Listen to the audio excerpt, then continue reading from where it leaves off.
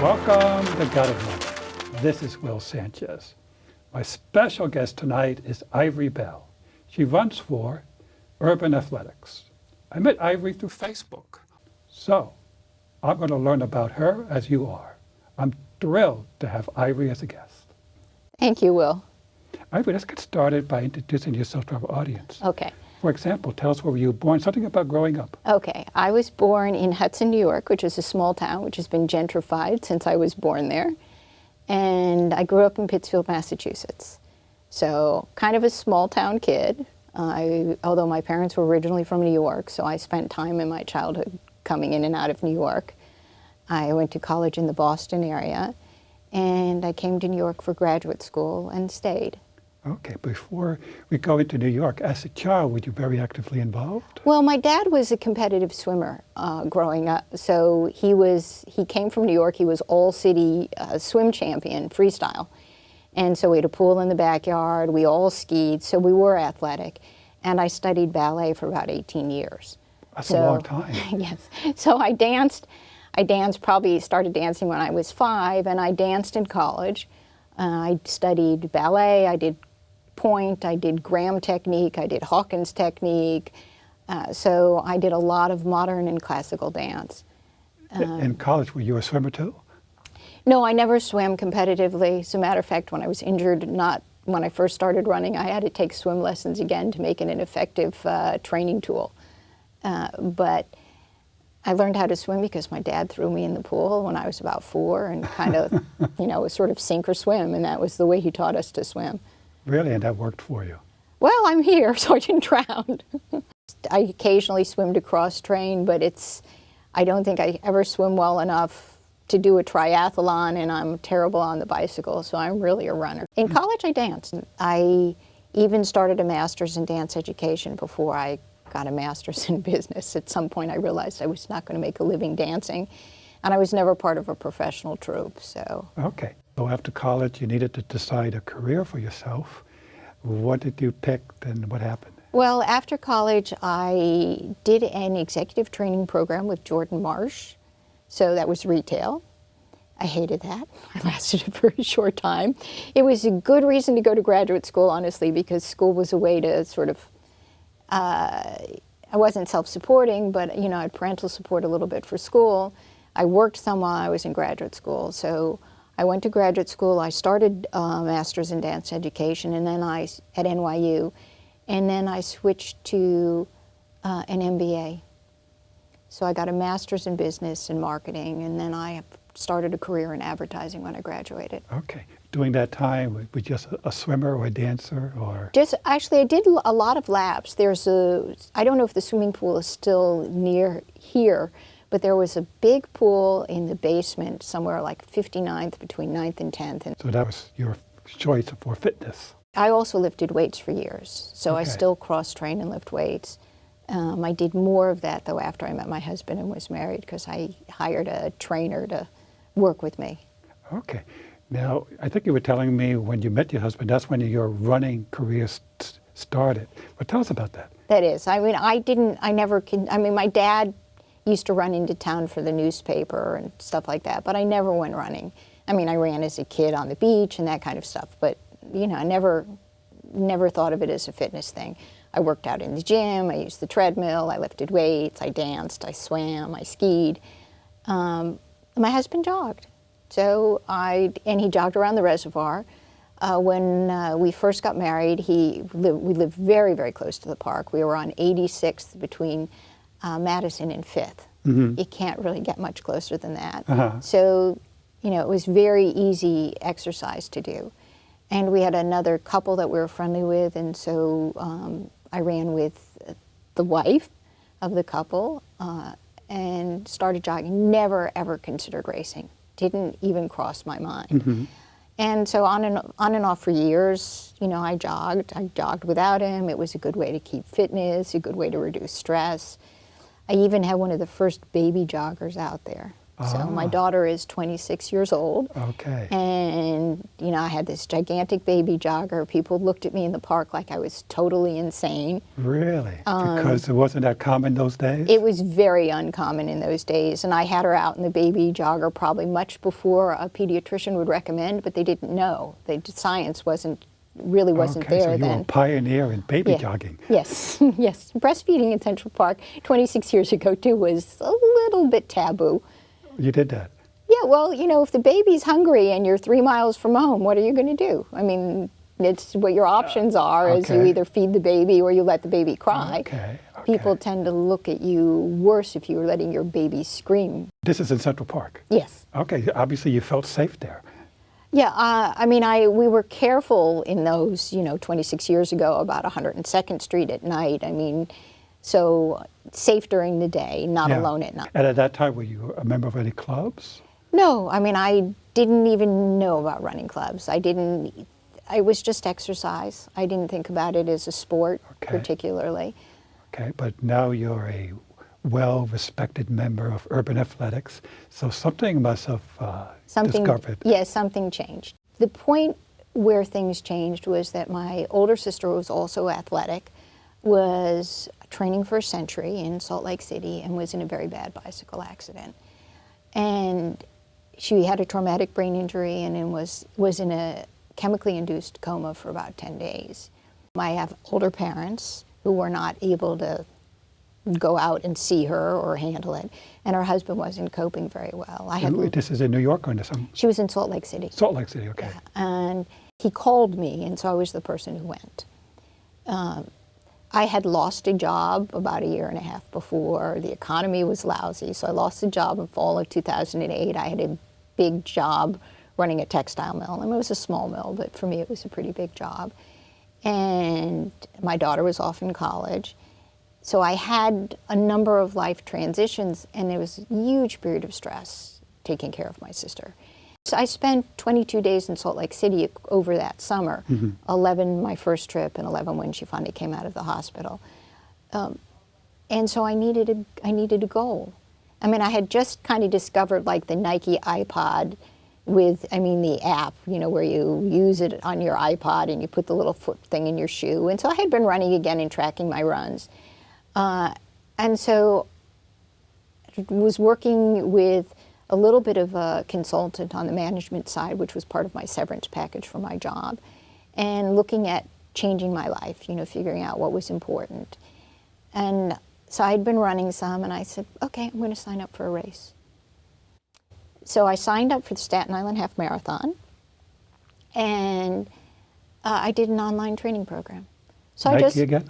Yeah, so it's just, it was the Nike app, and it was like, okay, you've got 12 weeks to the half marathon.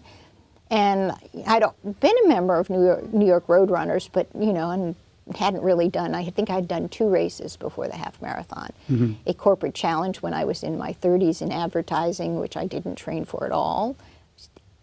Absolutely terribly sore afterwards. And I did a breast cancer race when my daughter was about 4, I think. And what I remember about that one was that the first mile was so crowded you could barely walk, let alone run. Yeah. But so I signed this up. I said, a half marathon would be fun, and I'm training, and I kind of went, I think, based on my paces, I could probably run under 2 hours, not knowing that 2 hours is a time that people try for. But And then I started researching fuel and goo, and I'm running with a fuel belt and taking my own water and with my iPod. I'm completely, not like a professional runner at all. It's totally amateurish. And my husband's out of town. I go out to Staten Island on the ferry myself. I chat with people. I'm in sales, so chatting with people's not a challenge for me. Okay. So I actually met somebody from the Flyers, one of those older runners, because then I get out there and I go, oh my God, there's nobody my age out here. So that was the first half marathon. I was 55. And ran the race, had a good time, came back. There wasn't anybody meeting me, no one at the finish line. And came back and somebody told me you could check the results online. And so I got online and I checked the results when I finally got home from Staten Island between taking the ferry and the subway to the Upper East Side. And turned out I was second in my age category. Excellent. So, So- you broke 2 hours then? Yeah, it was like a 1:53 or something. Uh-huh. So, I mean, I had no idea what any of that meant. And then I discovered, okay, now there's an award. And so I signed up for a bunch of races after that. So I did one in November. I did the Poland Springs kickoff. I did something else, and I was placing in everything. So I'm 55. I'm the youngest one in the age category. I've got no training other than this online stuff. And I went a little running crazy. But it also occurred to me when I came in second that, gee, maybe I have some talent. Mm-hmm.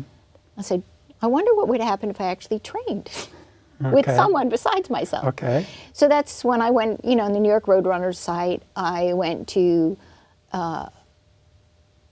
the clubs, and the places, and I spoke to the people at Jackrabbit, and I spoke to UA, and I spoke to a couple other people.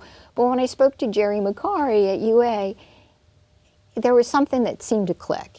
Jerry seemed to be pretty smart about it, and gave me, one free trial with them. Now, it happened to be the end of the season, so that free trial was a staggered race.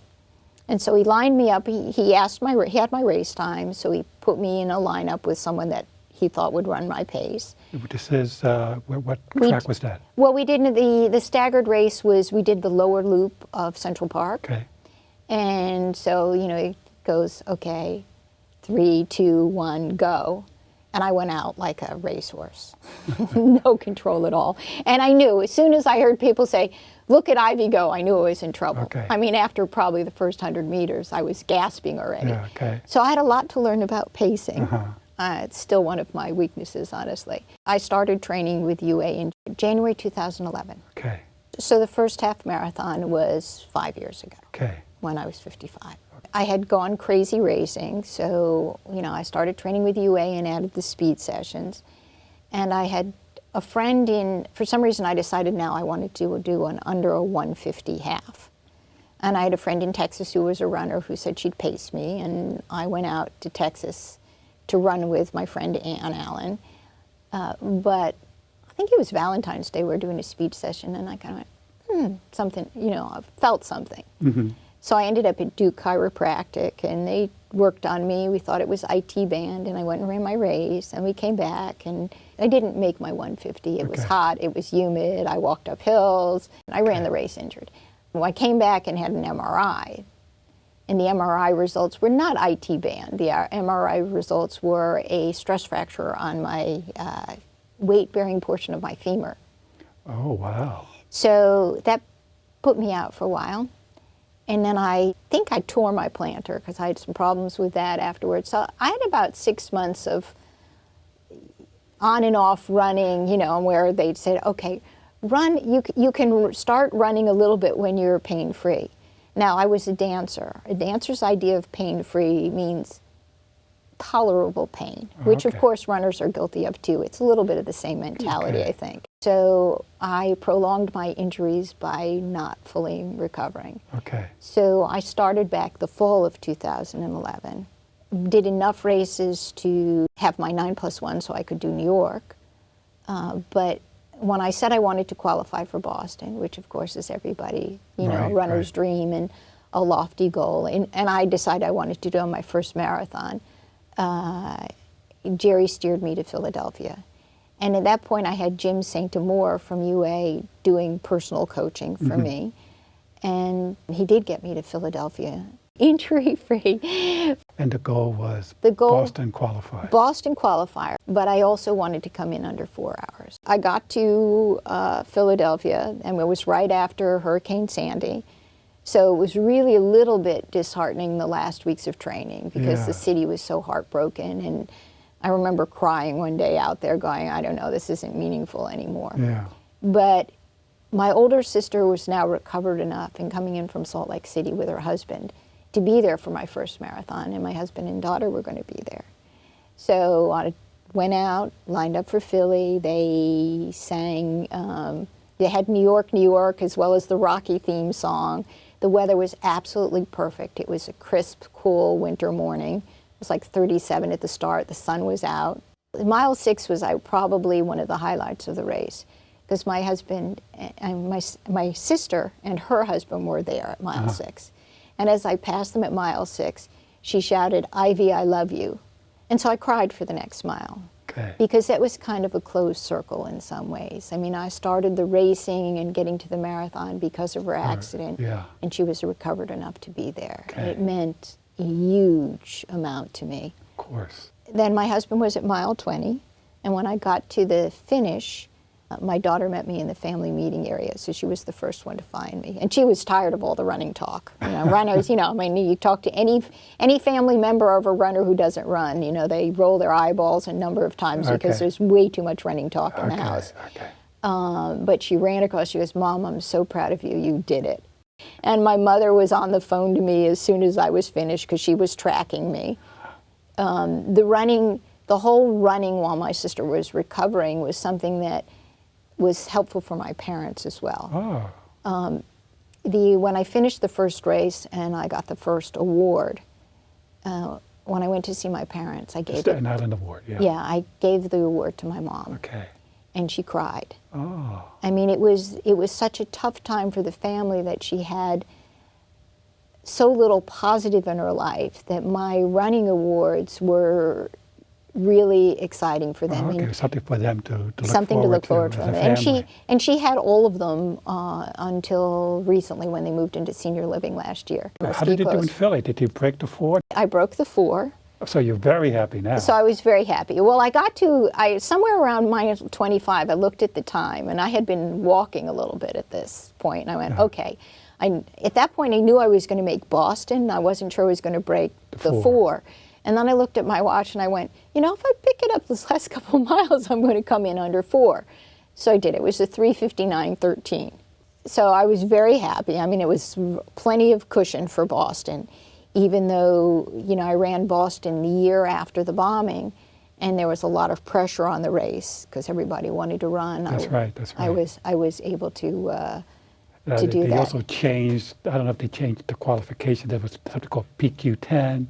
If you were 10 minutes under the qualifier, what they do is they have like a rolling when you can actually register. 20 minutes under, 10 minutes under. So I think it's 30 minutes under, and then 20 minutes, and then 10, and then it's open to everybody or something like that. Yeah, so you were in good shape. So I was in good shape. I was able to, you know, I knew when I registered that I was going to get in.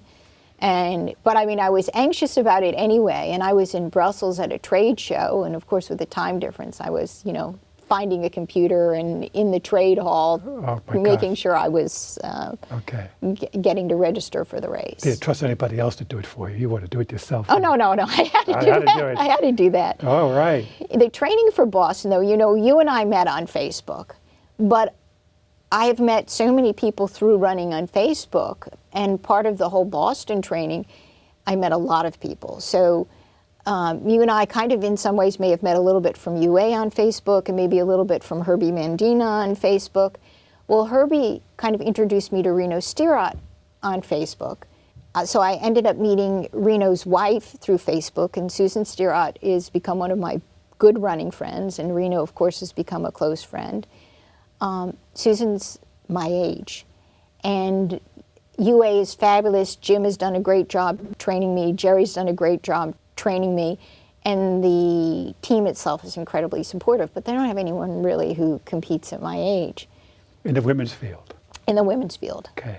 UA's got a great masters team, 40 plus. Okay, but you're in a minority in the 60s plus. But that's, I mean, we are a couple of women in their 60s and 70s that train with us, but they run with other teams. Okay. So, so I met Susan. It was really nice for me to have an adult woman to kind of communicate with. And we created an online community called Badasses to Boston for women only. So through Susan and Badasses, I sort of met a whole community of runners up in Boston.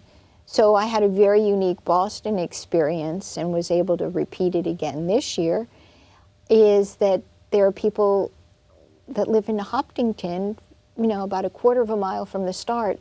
So I haven't been in the race camp. I was in somebody's private home. Yeah. You know, with indoor toilets, toilet paper, yeah, heat. you could have your 2 breakfasts, or I don't know. At that time, it was at 12 o'clock. I don't know. Well, yeah, no, I go since I'm older, even though I qualified, I'm in the last wave to go out. Okay. So yeah, it's pretty late in the morning. Yep, yep.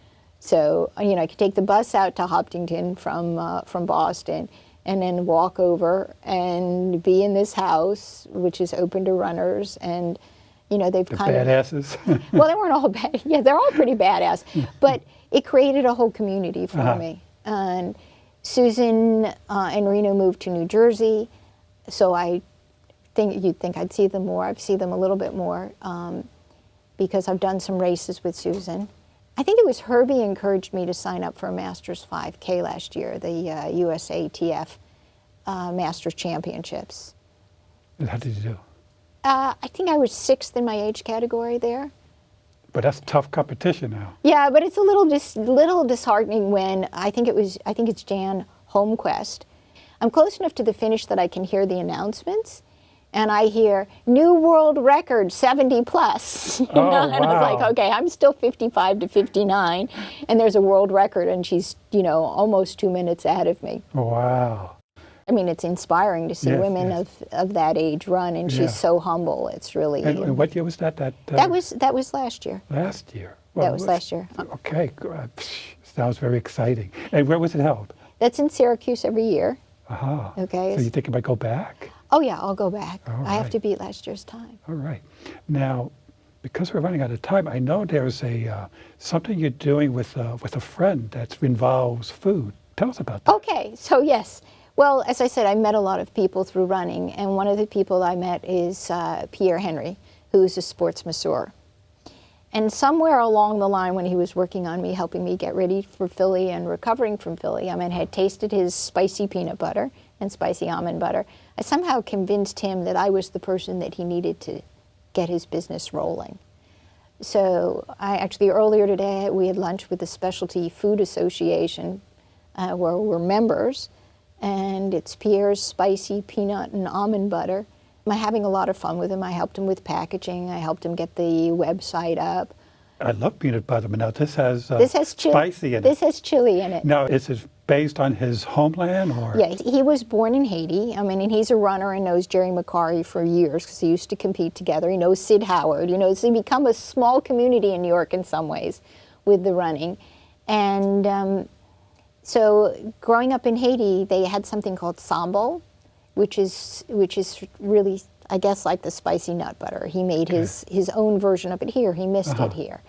And they didn't use almonds at all there, but he created the spicy almond. So it's just a very simple ingredients. Does it come in flavors like hot, very spicy? We have 2 levels of heat. And if you're a really hot person, we have toned it down for the American palate.